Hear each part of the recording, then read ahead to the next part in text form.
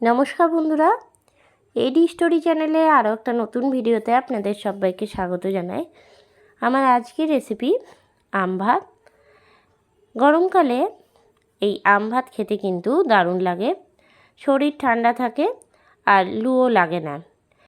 একদম সহজেই এই আম ভাত আপনারা তৈরি করে নিতে পারেন।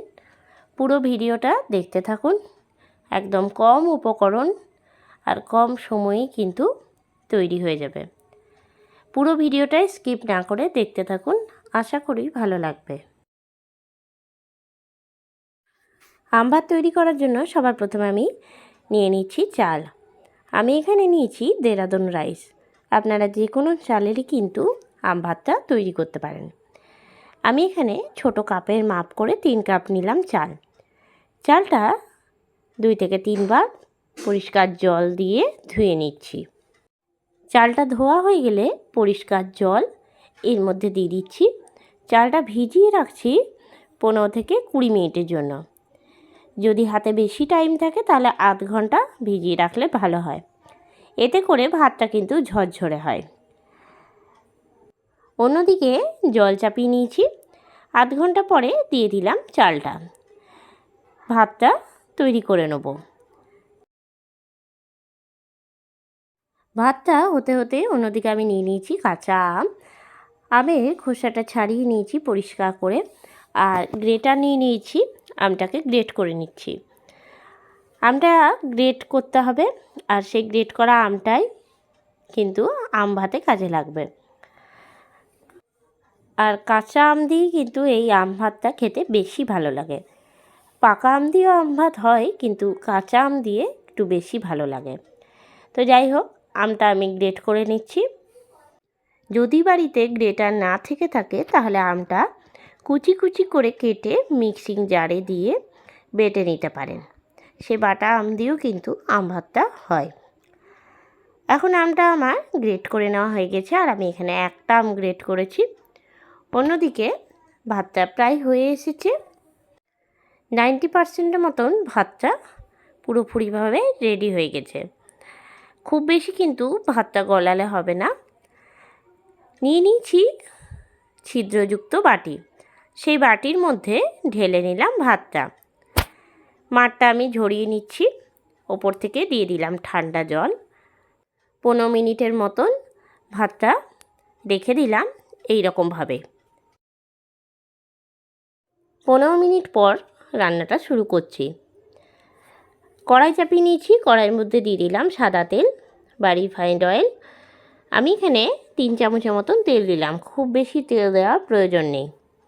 দিয়ে দিলাম চিনে বাদাম। বাদামটা আমি সবার প্রথমে ভেজে তুলে রাখছি। আম ভাতে একটুখানি বাদাম দিলে কিন্তু বেশ ভালো লাগে খেতে। বাদামটা ভাজা হয়ে গেছে, তুলে রাখছি। কড়াই এবার ফোড়নে দিয়ে দিচ্ছি কালো সর্ষে 1 চামচ, দিচ্ছি 2টো শুকনো লঙ্কা, দিয়ে দিচ্ছি 1 চামচ কলাইয়ের ডাল, দিয়ে দিচ্ছি 1 চামচ ছোলার ডাল, দিচ্ছি 1 ইঞ্চির মতন আদা। আদাটা আমি থেতো করে নিয়েছি। সব কিছু দিয়ে নিয়ে ভালো করে নাড়াচাড়া দিয়ে ভেজে নিচ্ছি। এরপরেই দিয়ে দিচ্ছি ফোড়নে কারি পাতা। কারি পাতাটা দিয়ে নিয়ে আমি ঢাকা দিয়ে দিয়েছিলাম, কেননা কারি পাতা খুব ফোটে। ভালো করে এখন সব কিছু ভেজে নেওয়া হয়ে গেছে। তারপরে দিয়ে দিচ্ছি চেরা কাঁচা লঙ্কা, সামান্য পরিমাণে হলুদটা তেলের মধ্যে দিলাম। ভালো করে নাড়িয়ে নিচ্ছি। এরপরে দিয়ে দিচ্ছি গ্রেট করে রাখা আমটা দিয়ে নিয়ে 5 মিনিটের মতো নাড়িয়ে নেব। আমটা খুব বেশি ভাজার প্রয়োজন নেই। আমটা একদম হালকা করে ভেজে নিচ্ছি। 5 মিনিটের মতো নাড়িয়ে নিলাম।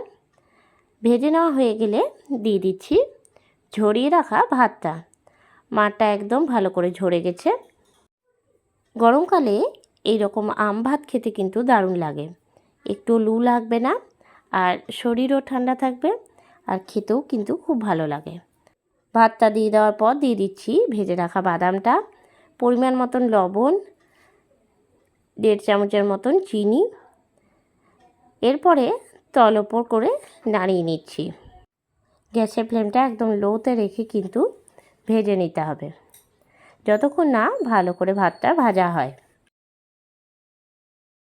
বেশ কিছুক্ষণ সমানে নাড়াচাড়া দিয়ে কিন্তু ভাতটা প্রায় ভেজে নেওয়া হয়ে গেছে।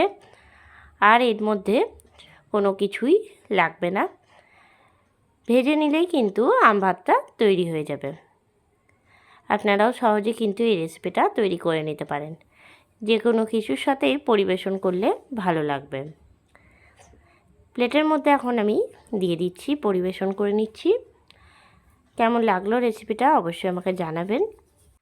আমি আগেও এই চ্যানেলে আম ভাতের রেসিপি আপনাদের সঙ্গে শেয়ার করেছি, অবশ্যই রেসিপিটা একবার দেখে নেবেন।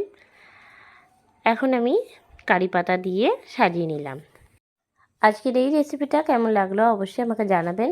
আপনারাও এইভাবে একবার বাড়িতে ট্রাই করবেন, আশা করি ভালো হবে। রেসিপিটা ভালো লেগে থাকলে লাইক করবেন, শেয়ার করবেন। এই চ্যানেলে নতুন বন্ধু হয়ে থাকলে চ্যানেলটা সাবস্ক্রাইব করার অনুরোধ রইল। আর যারা ফেসবুক পেজ থেকে দেখছেন অবশ্যই পেজটাকে ফলো করে দেবেন। আবারও নতুন কোনো রেসিপি নিয়ে হাজির হব, সঙ্গে থাকুন আর দেখতে থাকুন। সবাই ভালো থাকবেন, সুস্থ থাকবেন। ধন্যবাদ।